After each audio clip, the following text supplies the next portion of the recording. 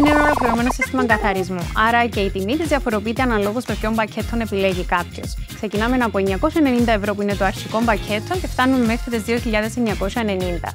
Φυσικά υπάρχει και επιλογή που μπορεί κάποιος να επιλέξει να το κάνει με δόσεις. Το μοντέλο VK7 της Cobalt είναι η πιο δυνατή ασύρματη σκούπα στην παγκόσμια αγορά σήμερα. Και ο λόγος που την κάνει τόσο δυνατή είναι ότι λειτουργεί με το σύστημα διπλής αναρρόφησης, δηλαδή έχει δύο κινητήρες. Ο κύριος κινητήρας έχει απόδοση πέραν των 480 χιλιόμετρων την ώρα, δηλαδή είναι πιο δυνατή και από έναν αυτοκίνητο της Φόρμουλα 1. Η VK7 σκουπίζει και σφουγγαρίζει ταυτόχρονα δύο λειτουργίες με μία κίνηση. Αυτό σημαίνει για εσάς ότι τελειώνετε στο 50% του χρόνου σας. Έχει δύο ομπές, μία στο μπροστινό μέρος και μία στο πίσω μέρος.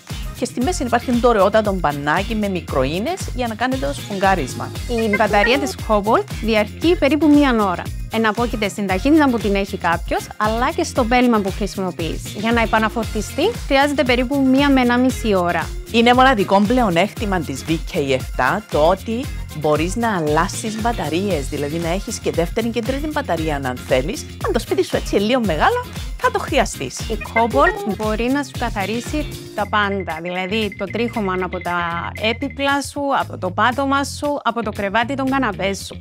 Πρέπει να σας πω ότι η VK7 είναι η πιο ανάλαφρη σκούπα στην αγορά. Είναι μόνο 2,3 κιλά, δηλαδή είναι πιο ελαφριά και από αυτόν το βαράκι που είναι 2,5 κιλά.